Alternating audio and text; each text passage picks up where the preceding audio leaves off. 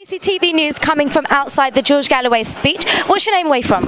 Alvaro Sanchez. I'm the Venezuelan Charge Affairs here in London. That's the acting ambassador, if you will. Wow, and how come you're here today? What's going on? Well, well, there are two reasons why I'm here today, if you will. First, this is the Venezuelan Embassy. This is the cultural venue of the Venezuelan Embassy. It's called Bolivar Hall. And secondly, and most importantly, more important reason why I'm here is because Venezuela, the Venezuelan government, the Venezuelan people, and me personally, we fully support the Palestinian cause. That has been the case for a long time ago, particularly ever since Venezuela elected Hugo Chavez as Venezuelan president 15 years ago. We have been fully, especially in power, in government, we have been fully supporting their cause. We see quite sadly how the Israeli government, the Israeli army has been acting, not only in this particular instance, the sad incident that has been taking place with the Israeli army invading Palestine and killing so far over 600 people. But how this has been the case for so many years, it's really appalling, and we fully support their cause, their peaceful cause. This is CCTV with the one and only George Galloway. What's been happening today? What's going on? Well, the demonstrations, of course, are one thing, and they're necessary, vital actually, but I felt there was a need for a more in-depth discussion and Q&A to deal with some of the points talking points, if you like, or points of questioning that people bring up.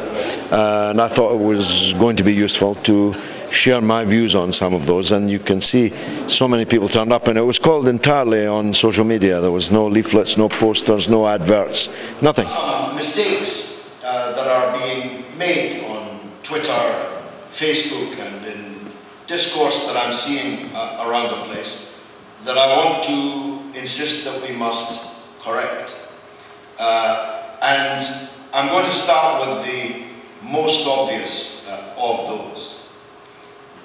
Our battle here, our conflict, our struggle here is not against Jews. The situation in Gaza has gotten far worse since I was last there, as you may know. It's first one and then several siege-breaking convoys which entered Gaza, broke the siege, bringing material aid, but more importantly, raising the banner of Palestine. The situation that we found there could hardly be worse, we thought, except it now is worse.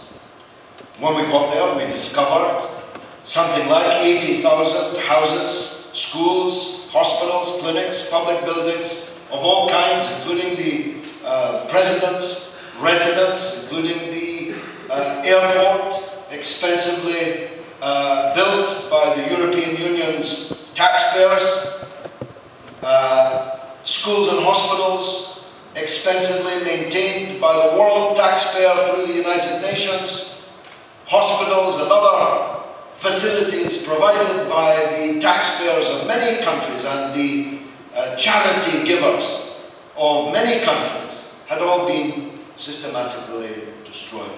Thousands and thousands of people had been killed or maimed. Something like 65,000 people were homeless. The wreckage, the ruin, the smell of death was everywhere. This may not be and is not the Holocaust, but it is the Warsaw Ghetto. In fact, it's the Warsaw Ghetto in almost every particular.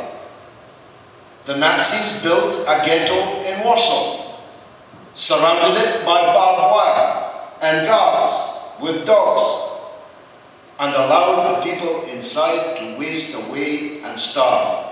We have to demonstrate, and there's a demonstration next Saturday again in London, and everyone should go to that. You need to pressurise your own Member of Parliament, because most of the Members of Parliament are supporting Israel in this aggression, and the reason for that is that they think there are more votes to be had in supporting Israel than standing up for justice. And you have to change that equation by making it clear that if they won't stand up for justice, they needn't bother asking you for their vote. You need to boycott all Israeli products and the services and products of the main companies that are most useful to Israel. Estee Lauder, for example, many products that are deeply involved in this crime, that we should be boycotting them, and we can. Nobody's asking you to give up cosmetics, just buy somebody else's.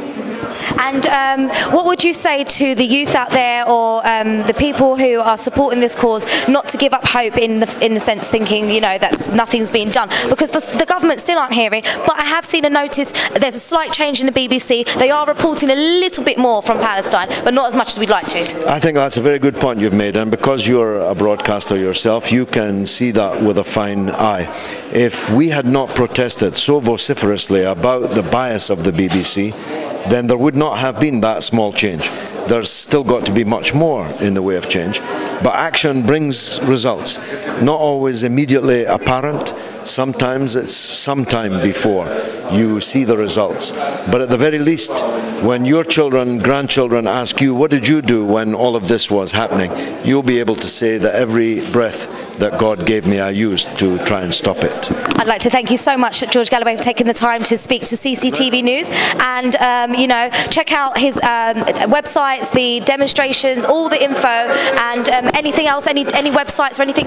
Well, follow me on Twitter or on Facebook, George Galloway MP on Facebook, at George Galloway on Twitter. 500,000 people already have, and it's the fastest way of getting information from me and about the things that I'm doing. Fantastic, thank you so much. Very kind.